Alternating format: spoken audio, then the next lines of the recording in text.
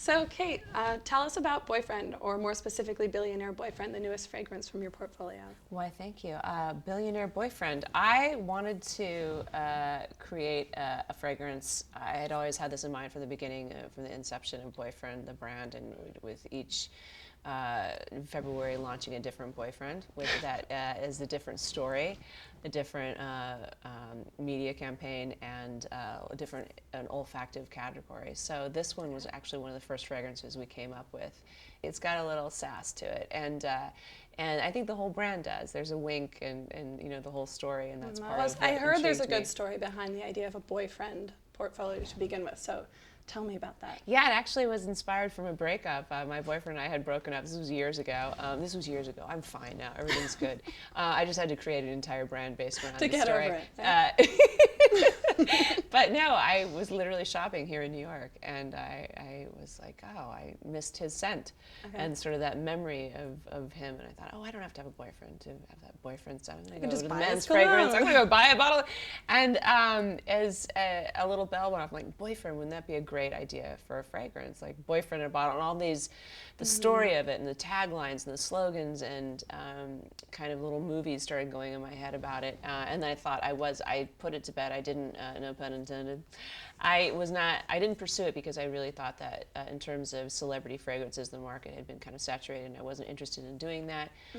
So I didn't do anything with it, but the idea wouldn't leave me alone, and I couldn't find what I was looking for. I didn't feel like it was out there in the marketplace. There were a lot of unisex fragrances or a lot of men's cologne, but not what I was looking for. So I eventually called my attorney and said, is that name available? It probably isn't. Yes, it is, and I took that as a green light to start the company. Well, so a lot of celebrities have fragrances. I mean, it seems like everybody has a fragrance, but you've done something really different, building your own brand. So enlighten us on how you structured your business. Actually, that part was also inspired by my former boyfriend, who was a venture guy. The same boyfriend who just keeps giving? Yes, okay. He's a very powerful guy. And he said, you should own this. Like, you can do it.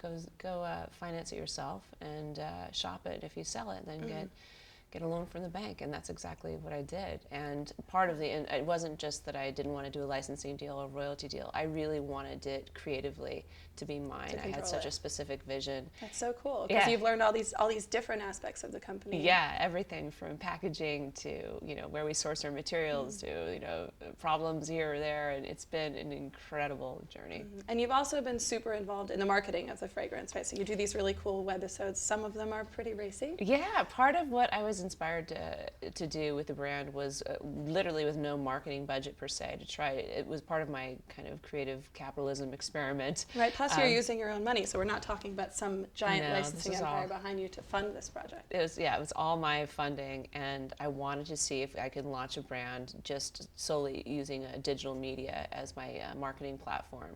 So I made these little web commercials.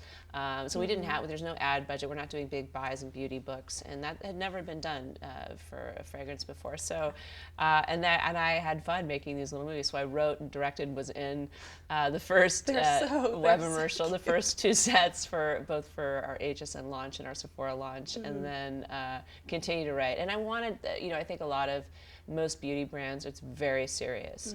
And for me, that's just, part of what I feel like women and men and, the brand, what I wanted to be about is laughter and joy. It's a little self-aware, a little more self-aware than a girl running through the streets of Paris slow trying to motion. break into the bank to get her fragrance out. Yeah, I just wanted it to. There's a lot of beauty ads, and they're gorgeous to look at, just like editorial. But it's very serious, and people seem very upset that they're so sexy and in love or whatever. So I wanted to kind of mock that a little bit, make fun of it, and show kind of a real absurd, and also, but have it be an homage to romance too, because I really did feel like this was the part of the story of the brand is like a love for the boyfriend, and even when he's gone, whether he's in the picture or not. Well, another really cool thing that you've done is the way you've incorporated social media into the campaign. So tell me how that fits into your strategy. That it was a huge facet of the marketing, because the only thing I was going to do traditionally was leverage my celebrity talk show appearances and promote it that way. Otherwise, I was relying solely on Twitter and Facebook and Pinterest and Google, everything that's going on. And I really wanted to. I was inspired actually when I had campaigned for Obama in Oh, cool. 2008 and had done the Yes We Can video and Right. seeing how viral that went. And in my naivete, I thought, well, maybe my web commercials will go that viral. But also, I wanted part of that campaign experience was connecting with people and really being inspired by that grassroots sort of effort. And I thought, what if that could be applied to a business model, to a small business, and see if that can work and access my fans all over the world. And for me to be able to, interact with them immediately, on Twitter or Facebook, why not be able to get them a product too?